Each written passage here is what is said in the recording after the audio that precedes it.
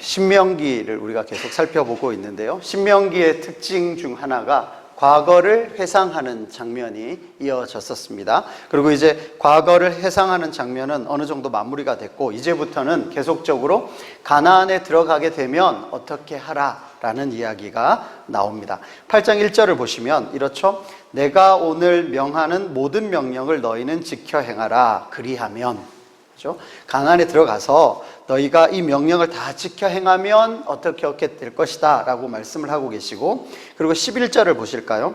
11절은 반대의 이야기입니다. 내가 오늘 내게 명하는 여호와의 명령과 법도와 규례를 지키지 아니하고 내 하나님 여호와를 잊어버리지도 않도록 삼가라. 그러니까 너희가 1절부터는 만약에 지킨다면 어떻게 될 것이고, 그리고 11절부터는 지키지 않는다면 어떻게 될 것이다, 혹은 그러니까 지키지 않고 잊지 않도록 살아라. 결국 가나안에 들어가서 어떻게 하라라는 이야기를 하고 있습니다.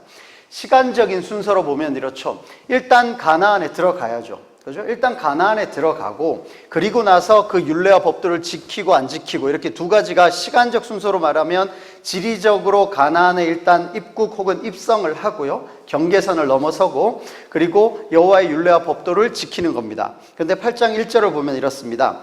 내가 오늘 명하는 모든 명령을 너희는 지켜 행하라. 그리하면, 그러니까 지켜 행하는 게 먼저죠. 그리고 너희가 살고 번성하고 여호와께서 너희의 조상들에게 맹세하신 땅에 들어가서 그것을 차지하리라. 마치 이것만 보면 지켜 행해야지만 가나안에 들어가서 그것을 차지할 것처럼 이렇게 이해될 수가 있습니다. 이것은 크게 두 가지로 나눌 수 있는데요. 뭐냐 하면, 가나안에 그냥 들어가는 것, 이제 우리의 몸이 지리적인 경계가 있어가지고 그 가나안으로 이렇게 들어가는 것, 그것과 또 하나님의 율례와 법도대로 살아가는 것, 이 두 가지가 서로 좀 다르다는 이야기입니다. 그죠? 우리의 몸은 그냥 가나안에 들어갈 수 있습니다.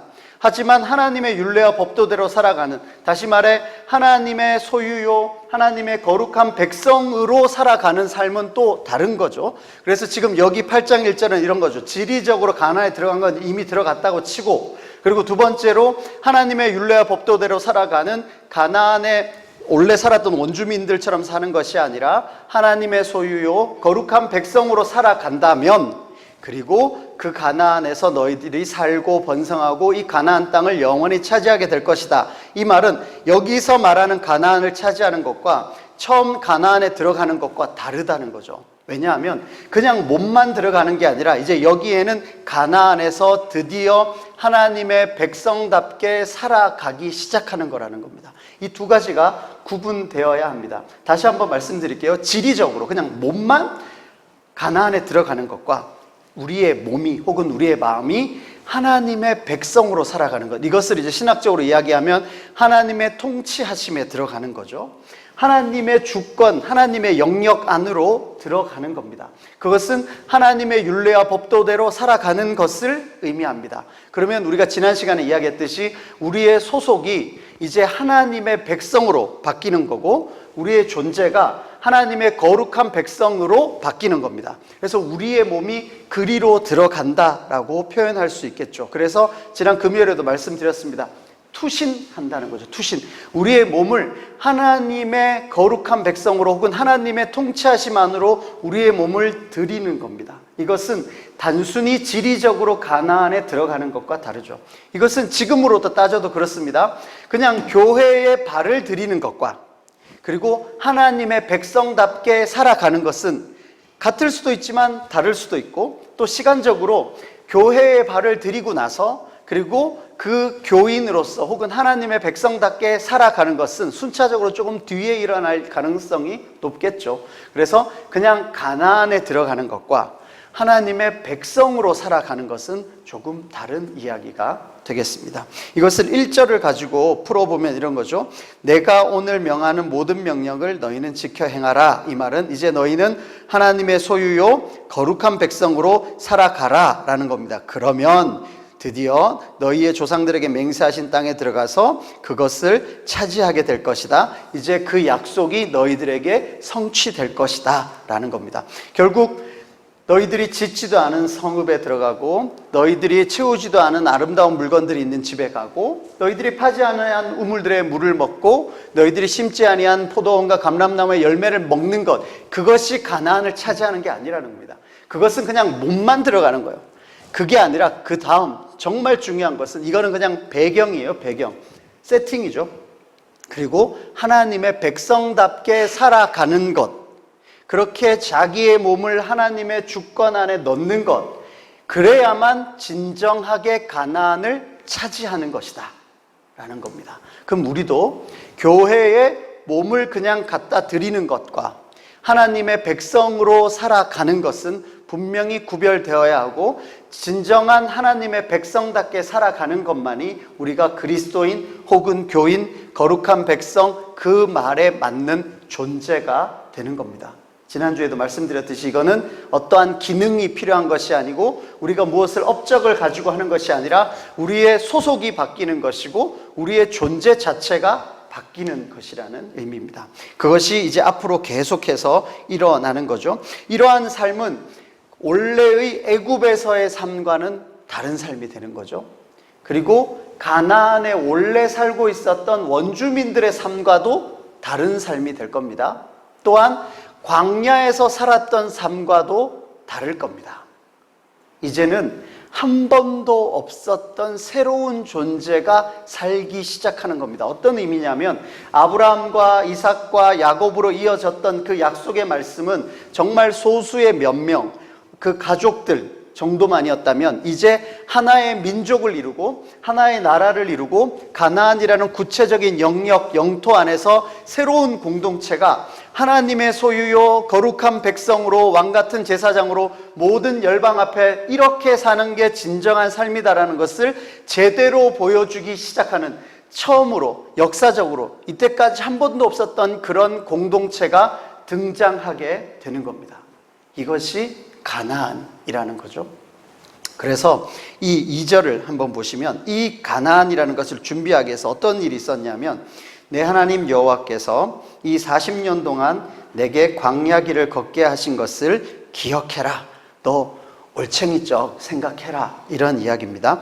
그 광야 40년의 생활은 일단 징벌적인 성격이 강했죠. 어떤 거냐면 12명의 정탐꾼 이야기를 기억하실 겁니다. 약속의 땅 가나안을 12명의 정탐꾼이 가봤더니 진짜 있더라. 그리고 정말 좋더라.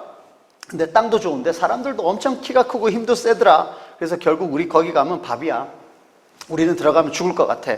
그래서 그 10명의 정탐꾼, 12명 중에 10명의 정탐꾼의 이야기를 듣고 하나님의 약속의 땅에 들어가는 것을 거부했습니다. 결국 하나님도 그들이 들어오는 것을 거부하셨죠. 그래서 출애굽 1세대들은 거기에 들어올 수 없었습니다. 그렇게 40년의 시간을 광야에서 보내야만 했습니다. 하지만 그것이 단순히 그냥 징벌에만 그치는 것이 아니라 하나님은 새로운 세대를 준비하셨죠. 출애굽 2세대들 말입니다. 출애굽 2세대들은 이제 가나안에 들어가는 그 삶에 맞추어서 훈련이 되어지고 있는 겁니다. 여기에서 네가 40년 동안 광야 길을 걷게 한 것을 기억하라. 그리고는 뭐냐 하면 너를 낮추시며 너를 시험하사 내 마음이 어떠한지 그 명령을 지키는지 지키지 않는지 알려 하심이라. 너네가 하나님의 입술의 말을 지키는지 안 지키는지 그거 훈련했다라는 겁니다. 우리가 흔히 수련회다, 캠프다 그러면 2박 3일, 3박 4일, 길면 한 달, 아니면 전지훈련, 합수훈련 해봤자 몇 달 정도가 되겠죠. 근데 지금 출애굽 2세대들은 이 가나안에 들어가기 위해서, 여기서 말하는 건 지리적으로 단순히 가나안에 들어가는 것이 아니라 하나님의 소유요 거룩한 나라로서 이때까지 한 번도 없었던 새로운 공동체로서 한번 살아내기 위해서 약 몇 년을 준비하는 겁니까? 40년을 준비하는 겁니다.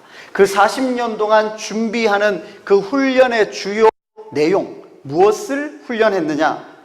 여기에 보면 너를 시험하사 내 마음이 어떠한지 그 명령을 지키는지 지키지 않는지 알게 하신다.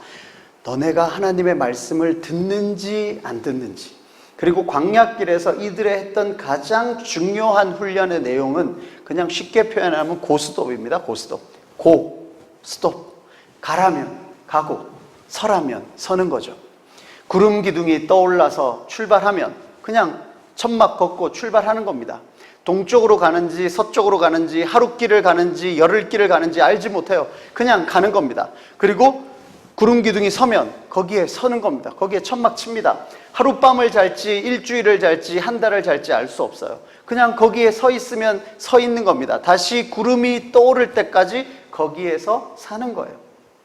그렇게 고 스톱 하나님이 가라 그러면 걷어서 가고 서라 그럼 거기에 서는 그 훈련을 하는 거죠. 이것은 마치 군대의 제식 훈련과 같다는 말씀을 드렸습니다.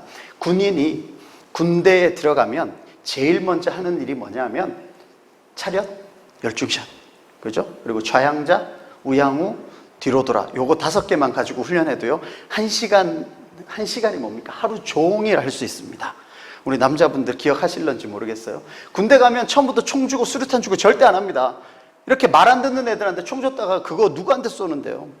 그래서 제식 훈련이라고 하는데 이거 뭐냐면 계속 차렷, 열중샷, 좌양자, 우양우, 뒤로 돌아 요 3개만 하는데 그거 한 6번, 7번만 하면 서로 얼굴 마주 보는 애들 생기거든요. 그러면은 이게 결국 뭘 훈련하냐면 지휘관, 그 사람의 입에서 나오는 말을 집중해서 듣고 그 말대로 바로 실행하는 거, 그 훈련하는 겁니다. 거기다가 이제 조금 잘 됐다 싶으면 한 단계 업그레이드 시켜요. 앞으로 가는데 멀쩡히 잘 걸었던 애가 오른발 왼발 뭐 이렇게 걷는 애들도 갑자기 나오고요. 거기에서 또 가다가 좌양 앞으로 가 우양 앞으로 가 한번 딱 섞어 넣으면은 막 우왕좌왕합니다. 그런 걸 제식 훈련이라고 하는데 몇 날 며칠을 해요. 그런데 그게 어느 정도 훈련이 잘 되어 있는 부대를 보면 지휘관이 말을 딱 하면 50명이든 100명이든 똑같이 그 말에 따라 딱 움직입니다. 가라면 가고 서라면 서고 왼쪽으로 가라 그러면 왼쪽으로 가고 오른쪽으로 가라 그러면 오른쪽으로 가고 그것이 다 훈련이 돼야만 그 다음에 뭐 총을 잡든 수류탄을 던지든 그 다음 훈련이 되는 거거든요. 그래야만 나중에 전쟁이 일어났을 때 저 산 위로 돌격! 만약에 우리 여기에 있는 분들이 옆으로 일렬로 쭉 섰다고 생각합시다. 그리고 돌격 앞으로 해서 돌격해요. 근데 훈련이 제대로 안 돼 있으면 이렇습니다. 왜 하필 내 앞에 돌 많은데 여기에다 날 세워가지고 일어나. 가는데 막 웅덩이 있고 아니면 나 앞에는 저기 기관총 들고 있는데 왜 하필 나 중간에 세워가지고 일어나. 혹은 나는 왜 제일 끝에 세워가지고 내 옆에는 좌우에서 날 도와줘야 되는데 이쪽은 하나 비어있고 온갖 불평불만들이 막 일어나는 거예요. 그리고 총알이 막 날라오는데 어떻게 앞으로 가냐고요. 근데 제식 훈련을 해놓으면 가라 그러면 가는 거예요. 우리 흔한 표현으로 군인 정신을 이야기할 때 군인 정신 혹은 군인의 생각은 무슨 생각이다 뭐 들어보신 적 있습니까? 군인 정신은 아무 생각이 없는 겁니다. 아무 생각이 없습니다. 제가 소대장 할 때 이제 한 1년 정도 지난 사병이 있으면 갑자기 툭 물어봅니다. 야, 너 근해 공식이 뭐야? 이렇게 물어봐요. 모르시겠죠? 뭔지. 그때는 이제 고등학교 졸업한 지 몇 년 안 되니까 대답을 하면 야, 넌 아직 멀었다. 근데 갑자기 멀쩡히 대학도 잘 다니니까 갑자기 근해 공식이요? 말을 잘 못해요. 그럼 야, 넌 이제 군인이 됐다. 아무 생각이 없어야 된다. 왜냐하면 가라면 가고 서라면 서는 지휘관의 말만 귀를 기울여야 되거든요. 지금 신명기에서 이야기하는 40년 동안 너희를 출애굽 2세대를 훈련시키셨다는 말은 뭐냐면 하나님의 말씀을 지키는지 지키지 않는지, 가라면 가는지 서라면 서는지 이거 훈련하는데 합숙훈련을 몇 년을 했다고요? 40년 했다고요. 40년 동안 훈련한 내용이 딱 하나입니다. 가라면 가고 서라면 서고. 그리고 나서 이어지는 거죠. 먹을 것은 이제 매일 내리는 만나밖에 없습니다. 너를 낮추시며 너를 줄이게 하시며 또 너도 알지 못하며 내 조상들도 알지 못하던 만나를 너에게 먹이셨다. 만나의 이야기도 자주 말씀드립니다. 오늘 만나가 내렸어요. 내일 아침에 또 내리리라는 보장이 있습니까? 없습니까? 그게 믿음이에요. 사실 32년을 내려도 33년째 어느 날 아침에 만나가 그치더라도 할 말이 없는 거예요. 그게 무슨 자연현상도 아니고요. 그리고 그렇게 만나 하나만 쳐다보고 살아가는 것 한편으로 보면 되게 쉬워요. 우리 요 몇 명 안 되는 사람 밥 해먹는 것도 힘들잖아요. 근데 가만히 있으면 만나가 내려요. 그거 가지고 그냥 먹고 사는 거예요. 우리 주부님들 삼시세끼 뭔가 먹을 게 내려오면 얼마나 좋겠습니까? 그죠? 그것만 가지고 살면 되죠. 근데 한편으로 뒤집어 놓고 생각해 보면 배는 고파지는데 혹시 안 내리면 어떡하지? 그리고 저장도 못 하잖아요. 저장해 놓으면 썩는단 말이에요. 오로지 하늘에서 내리는 만나만 바라보고 살아가는 훈련을 또 몇 년 했다고요? 40년 했다고요. 여러분, 배고파 보셨습니까? 다이어트 할 때 말고요. 다이어트 때문에 배고픈 거 말고 정말 끼니를 못 먹는, 우리 그냥 쉽게 말해서 배는 고픈데 뒤에 10,000원짜리 하나 있으면 배가 덜 고파요. 근데 진짜 배고픈데 수중에 돈이 하나도 없어. 진짜 배고프죠. 근데 집에 가도 쌀이 떨어져서 없어요. 그렇게 하루가 지나고 이틀이 지난다고 생각해 보십시오. 사람의 집중력이 극도로 높아집니다. 오로지 집중돼서 뭐만 생각해요? 먹는 것만 생각해요. 먹고 싶은 것만 쫙 생각이 나는 겁니다. 오로지 하나. 그런데 그것도 며칠 더 지나면요, 사람이 약간 이제 악이 받칠 거 아닙니까? 또 한편으로는 비굴해질 수도 있고요. 근데 또 그 며칠이 더 지나면요, 사람이 겸손해질 수밖에 없습니다. 아, 내가 이 먹을 거 하나 때문에, 이렇게밖에 안 되는구나 라고 자기를 생각하게 되죠. 이것이 바로 너를 줄이게도 하셨고 낮추게도 하셔서 결국은 너의 모든 것, 너의 먹고 자고 하는 모든 것이 누구에게 달려있느냐? 하나님에게 달려있다. 그것을 알게 하려 하셨다라는 겁니다. 그리고는요, 결국은 3절 하반절이죠. 사람이 떡으로만 사는 것이 아니요 여호와의 입에서 나오는 모든 말씀으로 사는 줄을 네가 알게 하려 하셨다. 이것이 신명기의 여러 핵심 구절 중에 하나가 될 겁니다. 우리가 지난 몇 주 동안 말씀드렸던 신명기 핵심 구절은 6장에 나오는 거죠. 너는 마음을 다하고 뜻을 다하고 힘을 다하여 내 하나님 여호와를 사랑하라. 이것이 신명기의 어쩌면 첫 번째 핵심 구절이라고 한다면, 이제 두 번째로는 어떤 주제가 있냐면 사람이 떡으로만 사는 것이 아니요 여호와의 입에서 나오는 모든 말씀으로 살아가는 것이다. 이것이 두 번째 주제가 될 것입니다. 이 하나를 위해서 40년을 합숙훈련했다 보시면 됩니다. 또 이 구절은 예수님이 광야에서 시험 받으셨을 때 인용하셨기 때문에 조금 더 유명한 구절이 될 텐데요. 우리 마태복음 한번 찾아봅시다. 마태복음 4장입니다.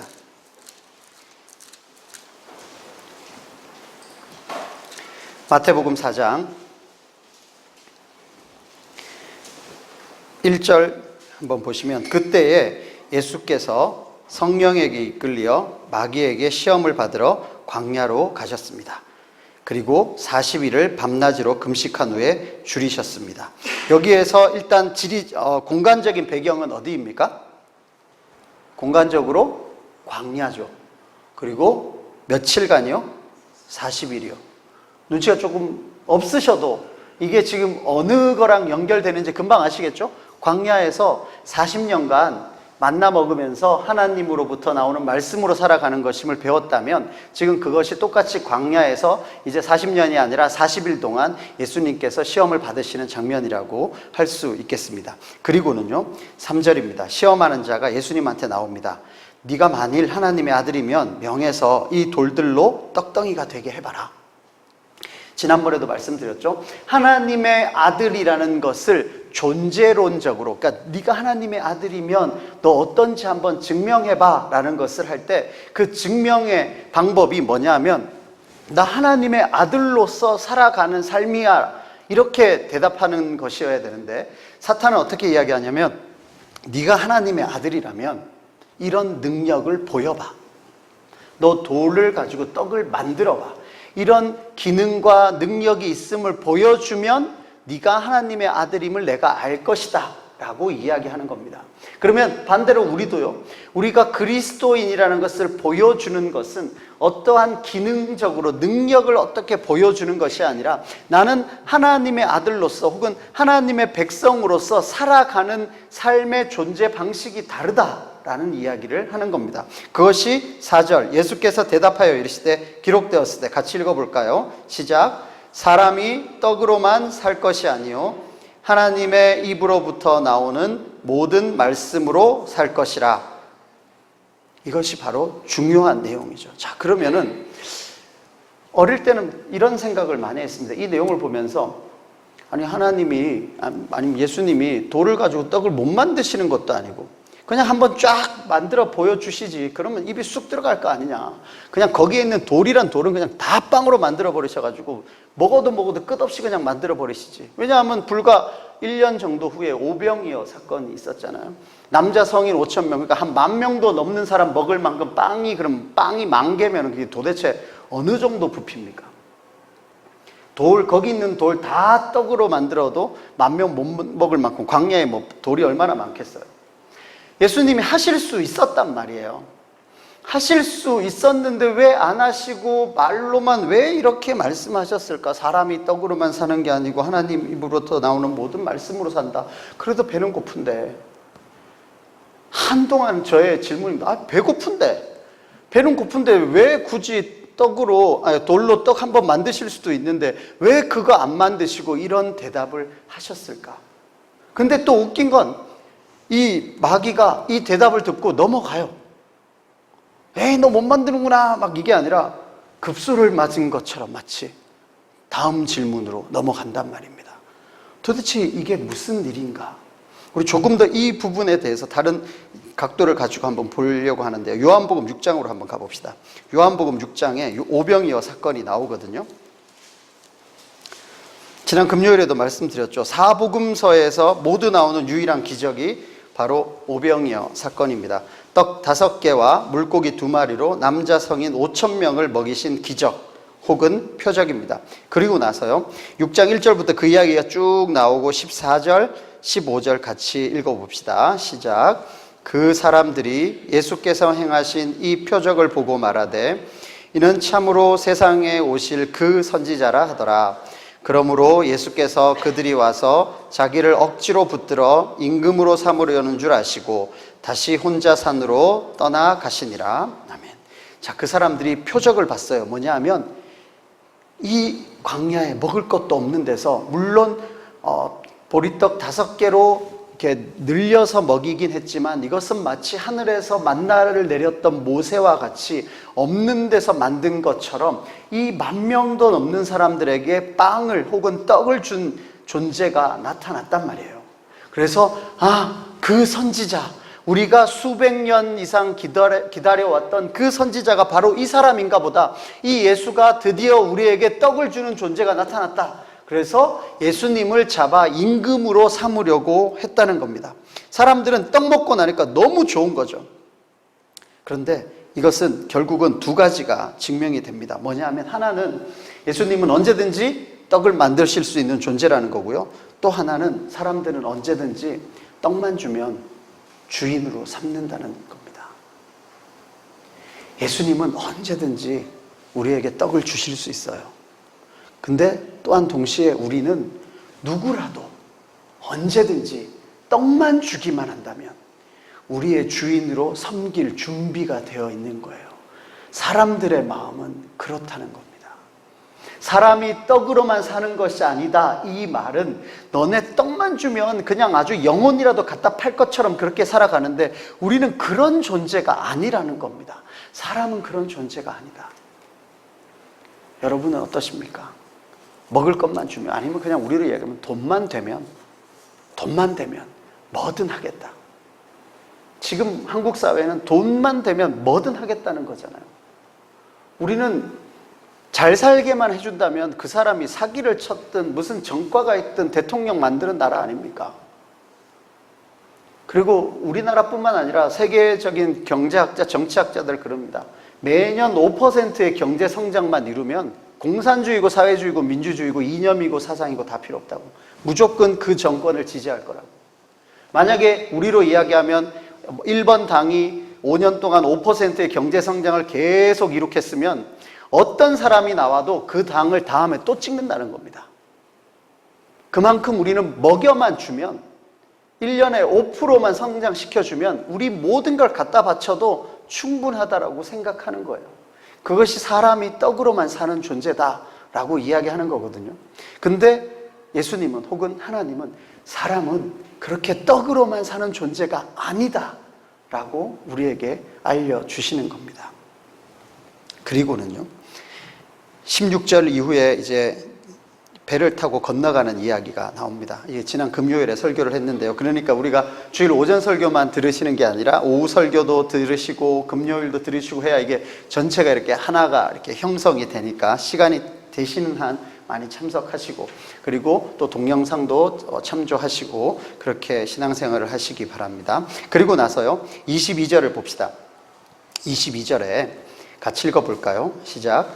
이튿날 바다 건너편에 서 있던 무리가 배 한 척 외에 다른 배가 거기 없는 것과 또 어제 예수께서 제자들과 함께 그 배에 오르지 아니하시고 제자들만 가는 것을 보았더니, 자, 이게 뭐냐면 그 오병이어 사건이 있고 예수님은 제자들한테 야, 너네 배 타고 저쪽으로 건너가라. 그리고 예수님만 산으로 조용히 올라가셨거든요. 그러고 나서 그 다음날 떡을 먹었던 사람들이 다 와가지고 보니까 배 한 척에, 그러니까 제자들만 타고 갔던 배 말고는 예수님이 어디에 가셨는지도 모르게 그냥 배만 한 척이 없어졌다는 것을 확인했어요. 그래서 23절에 그러나 디베라에서 배들이 주께서 축사하신 후 여럿이 떡 먹던 그곳에 가까이 왔더라. 그래서 또 배들이 와요.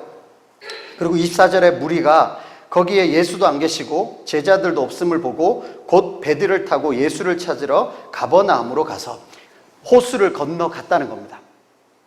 자, 여기를 보세요. 이쪽 지역에서 오병이어 사건이 있었습니다. 그리고 여기에 이제 호수가 있었어요. 그리고 꽤 배를 타고 건너야만 하는 것이었습니다. 제자들이 배를 타고 건너갔습니다. 예수님은 어디로 갔는지 알 수 없었어요. 그래서 그 다음날 그 10,000명도 넘었던 사람들 중에 상당한 수의 사람들이 모여서 예수님을 찾아요. 찾다가 배를 타고 다시 건너편까지 오는 겁니다. 예수님 찾으러. 그리고 25절에 바다 건너편에서 만나 랍비여 언제 여기 오셨습니까? 자기들이 봤을 때 배는 분명 한 척만 갔고 제자들만 타고 갔는데 예수님이 언제 여기 오셨지? 그러면서 예수님을 찾으러 왔어요. 그러니까 지금 이 사람들은 단순히 그냥 떡 먹고 와 좋다, 그래서 바로 그 선지자다, 임금 3자 이랬던 그 환호성에 있던 군중이 아니라 이미 먹었던 떡 배 다 꺼졌고 날 샜고 그 다음날 돼서 다시 예수님을 찾으러 온 소수의 사람들이란 말입니다. 그러면 우리로 말하면 헌신된 사람들일 수 있어요. 그리고 예수님을 찾는 갈급함이 남다른 사람들이 될 겁니다. 뭔가 한번 걸러진 사람들이에요. 그런 사람들이 예수님 찾으러 이 호수 너머까지 왔단 말이에요.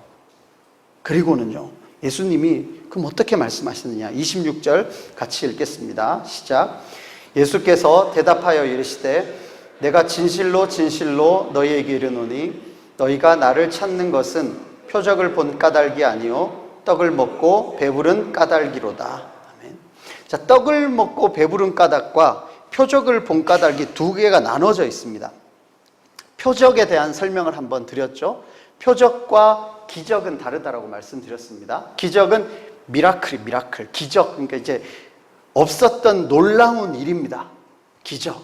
근데 표적은요, 사인이라 그랬습니다. 거기에 뭔가 의미가 있어요. 그러니까 단순히 여기서 공중에 붕 떠서 이렇게 제가 여기서 공중부양해서 저기까지 가면 기적일 거예요. 근데 아무 의미가 없어요. 그럼 표적이 아니죠.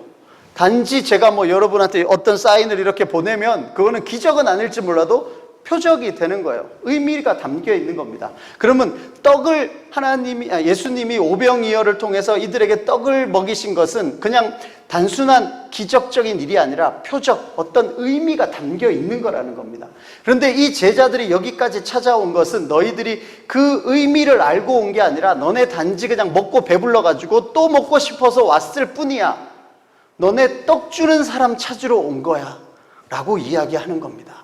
그러니까 이들은 여전히 그 다음날 또 배를 타고 예수님을 찾아오는 열심까지 보이기는 했지만 이들의 열심은 뭐였냐면 떡 주는 사람 찾으러 오는 열심뿐이었다는 거죠. 사람이 떡으로만 사는 존재가 아니다라는 그 의미를 가지고 오는 것이 아니라 여전히 사람은 떡으로 사는 존재니 떡 주는 사람 찾으러 온 것일 뿐이다. 예수님은 그들에게 이렇게 말씀하시는 겁니다. 그리고는요, 27절에 썩을 양식을 위하여 일하지 말고 영생하도록 있는 양식을 위하여 해라. 이 양식은 인자가 너희에게 주리니 인자는 아버지 하나님께서 인치신 자다 이런 이야기를 하니까 또 28절에 이들은 그럽니다. 그럼 어떻게 해야 하나님의 일을 합니까? 자꾸 이들은 뭘 하려고 해요. 뭐 하면 됩니까? 어떤 대가를 드리면 우리한테 계속 떡 주실랍니까? 아니면 계속 우리에게 떡 주시는데 우리가 뭐든 해야 될 거 아닙니까? 자꾸 뭘 하려고 해요. 그러니까 29절에 예수님께서 대답하여 말씀하시죠. 하나님께서 보내신 일을 믿는 것이 하나님의 일이다. 뭐 하려고 들지 마라. 마귀가 했던 것 똑같죠. 너 돌로 떡 만들어봐. 뭘 해봐. 그리고 기능이 있나 능력이 있나 보여줘봐. 이런 이야기를 하고 지금 이 사람들도 와서 그러면 우리가 뭐 하면 됩니까? 자꾸 뭘 하려고 그래요. 그러니까 예수님의 말씀은 믿어라. 뭘 믿냐면 사람이 떡으로만 사는 존재가 아님을, 이제 너희는 존재가 완전히 다른 사람이 된다는 것을 믿어라 라는 이야기를 하고 있습니다. 막 팔 걷어붙이고 호수까지 넘어와서 예수님 자기 임금 삼으려고 왔는데 지금 막 생뚱맞은 이야기를 하고 있는 거죠. 그리고 나서 30절에 그러면 뭘 보고 믿습니까? 표적이 뭡니까? 당신 하시는 일은 뭡니까? 똑같은 질문이에요. 도대체 당신의 능력을 우리한테 보여달라는 거죠. 그러니까 31절에 하늘에서 그들에게 떡을 주어 먹게 하였다 함과 같이 우리 조상들은 광야에서 만나 먹었습니다. 그러니까 우리에게 만나 먹여 주십시오. 우리에게 떡 달라는 겁니다. 32절에 예수께서 이르시되 내가 진실로 진실로 너에게 이르노니 모세가 너에게 하늘로부터 떡을 준 것이 아니라 내 아버지께서 너희에게 하늘로부터 참 떡을 주신다. 너네 지금 떡 준 사람이 모세인 것 같고, 그러니까 모세와 같은 선지자로 나를 찾고 나를 통해서 계속 떡 먹으려고 하는데 그거 아니고 결국 그 떡도 어디서부터 왔느냐? 하늘에서부터 온 것인데 33절에 하나님의 떡은 하늘에서 내려 세상에 생명을 주는 것이다 라는 겁니다. 자, 국어 시간이라고 한번 생각해 보세요. 33절에 하나님의 떡은 하늘에서 내려 세상에 생명을 주는 것이니라. 여기에서 가장 중요한 단어는 무엇일까요? 혹은 여기에서 가장 중요하지 않은 단어는 무엇일까요? 보기를 들어 골라보세요. 만약 이런 설명을 하면 1번 하나님, 2번 떡, 3번 생명, 5번 4번 하늘, 뭐 이런 식으로 보기가 있다고 칩시다. 이 중에 가장 중요하지 않은 단어는 뭡니까? 하나님, 떡, 하늘, 생명. 이 중에 가장 중요하지 않은 단어요. 떡이죠. 근데 34절 같이 읽어봅시다. 시작. 그들이 이르되 주여 이 떡을 항상 우리에게 주소서. 아직도 떡이에요. 사람들은 지금 예수님이 계속 설명하는데 그러니까요. 알겠어요. 그러니까 떡 주세요. 떡. 아니 지금 그 떡이 아니고 생명의 떡. 너네가 하도 모르니까 그래 그럼 떡 이야기 또 해줄게. 그래서 35절에 예수께서 이르시되 나는 생명의 떡이다. 그래 너네 떡 좋아하니까 다시 떡으로 설명하면 내가 생명의 떡이다. 그렇게 말씀해 주시는 거거든요. 그리고는 내게 오는 자는 결코 줄이지 아니할 터이요 나를 믿는 자는 영원히 목마르지 아니하리라. 그러니까 너희는 나를 보고도 믿지 않느냐 이렇게 이야기하시는 거죠. 그러니까 지금 41절에 자기가 하늘에서 내려온 떡이라 하심으로 유대인들이 예수에 대하여 수군거립니다. 얘 지금 뭐라는 거냐 지금. 우리 지금 떡 달라 그랬는데 갑자기 자기가 떡이랍니다. 그러니까 내가 요셉의 아들 예수 아는데 자기가 떡이란다. 자기가 생명이란다. 이게 지금 무슨 소리 하는 거냐. 그래서 도저히 모르겠다는 거죠. 그래서 이제 그 다음은 혹시 더 자세한 내용은 우리 다음에 기회를 살펴서 보도록 하고 60절을 보십시오. 60절입니다. 같이 읽겠습니다. 시작. 제자 중 여럿이 듣고 말하되 이 말씀은 어렵도다. 누가 들을 수 있느냐. 무슨 말인지 모르겠다. 혹은 알고 싶지 않다는 겁니다. 그냥 쉽게 말해 떡 안 준다는 거구나. 우리가 원하는 떡 안 준다는 이야기예요. 그래서 66절에 그때부터 그의 제자 중에서 많은 사람이 떠나가고 다시 그와 함께 다니지 아니하더라. 지금 우리로 이야기하면 그렇습니다. 전도 집회라고 한번 생각해 봅시다. 빵 주고 케이크 주고 떡볶이 주고 뭐 선물 주고 막 큰 교회에서는 그렇게 하면 수천 명 오거든요. 억대를 쓰고 해가지고 사람들을 막 모아서 전도 집회를 했다 칩시다. 그러고 나서는요 그 다음 주일이 되면 10분의 1이 뭡니까? 거의 100분의 1로 줄어들잖아요. 그렇게 해서 줄어든 사람이 지금 오늘 온 사람들이에요. 그 다음날 배 타고 강 건너 물 건너 예수님 찾으러 왔단 말입니다. 그렇게 소수가 왔어요. 그럼 아이고 잘했다 이래야 될 것 같은데, 거기에다가 너네 떡 먹고 온 거지, 너네 표적 때문에 온 게 아니야 이러면서 생명의 떡의 이야기를 하니까 어렵다. 그리고는 왔던 사람들 중에 거의 대다수가 돌아갑니다. 그리고는 다시는 예수님을 따라오지 않습니다. 그러니까 이 사람들은 그냥 단순한 떡 먹은 사람이 아니라, 여기로 표현하면 그의 제자 중에서 많은 사람이 떠나가고, 이미 예수님을 따른다는 제자의 무리라고 할 수 있는 사람들인데, 이 생명의 떡에 관한 이야기를 하니까 번지수를 잘못 찾은 것 같은 거예요. 나 떡 주는 줄 알았는데 생명의 떡이란다. 그리고 많은 사람이 돌아가고 다시는 예수님을 따라다니지 않는답니다. 그리고 이 사건 이후로 7장 1절에 이렇게 됩니다. 그 후에 예수께서 갈릴리에서 다니시고 유대에서 다니려 아니하심은 유대인들이 죽이려 함이러라. 이 생명의 떡에 관한 이야기를 하고 나니까 많은 사람은 돌아가고 또 많은 사람은 예수님 죽이려고 했다는 겁니다. 어쩌면 이게 가장 중요한 터닝 포인트라고 할 수 있는 거죠. 단순히 떡 먹는 존재인 줄 알았는데, 우리로 얘기하면 교회에 오면 맛있는 거 먹고 즐겁게 놀고 그냥 사람 인간관계 좋고 그냥 그런 줄 알았는데, 이제 제대로 된 생명의 떡에 관한 이야기를 하니까 아이고 어렵네, 나는 이제 못 가겠네. 그리고 가는 거예요. 그리고 다시는 오지 않는다는 겁니다. 그리고 다시 조금 전에 올라가 볼까요? 66절에 그때부터 그의 제자 중에서 많은 사람이 떠나가고 다시 그와 함께 다니지 않아서 예수께서 12 제자에게 말씀하십니다. 뭐라고 말씀하시죠? 너희도 가려느냐? 혹시 예수님의 그 감정을 우리가 이제 연극 대본이라고 하면 지문을 만들어서 이걸 읽어야 한다면 너희도 갈래? 이렇게 할 것 같아요? 아니면 힘없이 너희도 가려느냐? 이거겠습니까? 1번이에요? 2번이에요? 2번이죠. 예수님이 남은 12 제자한테 이야기합니다. 너희도 갈래? 이게 복음이고 이게 말씀인데, 이거 들으니까 거의 다 떠났다. 이제 12 남았는데 너희도 갈래? 그리고 시몬 베드로가 말합니다. 영생의 말씀이 여기 있는데 어디 가겠습니까? 우리는 거룩하신 자인 줄 믿고 압니다. 근데 70절 예수께서 대답하십니다. 내가 너희 12를 택하지 않았느냐? 그런데 너희 중 한 사람은 또 마귀다. 가롯 시몬 아들 유다를 가리키면서 이 사람이 예수를 팔았다. 3년간 예수님 따라다녔지만 결국은 떡 만들어주는 존재가 아닌 것을 알고 예수님을 팔아버리는 거죠.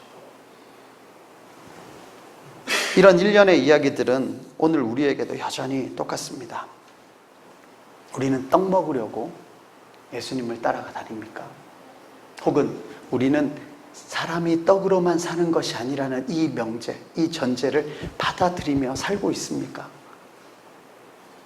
조금 전에도 말했듯이 우리는 떡만 준다면 영혼까지 팔기세로 살아가는 존재인데, 인간들은 그런 존재인데 아니다. 사람은 그렇게 떡으로만 사는 존재 아니다 라고 말씀하시는 겁니다. 여러분은 떡 먹고 배부른 상황입니까? 혹은 줄여서 떡을 기다리고 있는 상황입니까? 아니면 떡으로 사는 거 아니다, 생명의 떡에 관한 이 생명을 바라고 찾고 기다리고 구하는 사람들입니까? 말씀을 정리하도록 하겠습니다. 신명기는 가나안 경계선에 있었던 사람들에게 단순히 지리적인 경계로 몸을 넘어서 가나안에 들어간다라는 것만 이야기하는 것이 아닙니다.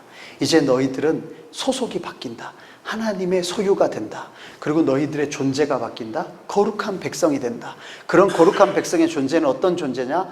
떡으로만 사는 존재가 아니고 여호와의 입에서 나오는 말씀으로 살아가는 존재다. 너희들은 이 존재로 바뀌어야 한다. 그래서 몸을 그냥 가나안에 던지는 게 아니라 이런 존재가 되기 위해서, 이런 소속이 되기 위해서 너희들의 몸을 던져야 된다. 그리고 자신의 삶을 죽여야 되는 거죠. 애굽에서의 삶대로 사는 것도 아니고, 새로운 삶, 가나안 삶을 사는 것도 아니고, 그동안 광야에 살았던 것도 아닌 완전 새로운 삶, 자기를 죽이는 자살을 시키는 겁니다. 그래서 투신하여 자살한다라고 이야기하죠. 우리는 이런 새로운 소유, 새로운 존재로 떡으로만 사는 존재가 아님을 증명하며 여호와의 입에서 나오는 말씀, 그 말씀에 귀 기울이며 나 그 말씀대로 살아가는 존재다. 이렇게 우리의 소유가, 존재가 바뀌는 것임을 기억하시기 바랍니다. 마지막으로 예수님이 그렇게 우리에게 물어보시는 것 같습니다. 너희도 가려느냐? 이 말씀 앞에서 너희도 그냥 흩어져서 가버릴 거냐? 우리 이 시간 잠시 기도했으면 좋겠습니다. 나의 생각과 나의 가치관, 나 정말 떡만 바라보며 살아가는 존재는 아닌가? 사람이 떡으로만 사는 것이 아니라고 말씀하셨는데 이 새로운 삶으로 나를 던지기를 원합니다. 너희도 가렸느냐라는 그 예수님의 질문에 아닙니다. 저는 여기 생명의 떡이 있는 이곳에 남겠습니다. 우리 함께 기도하겠습니다.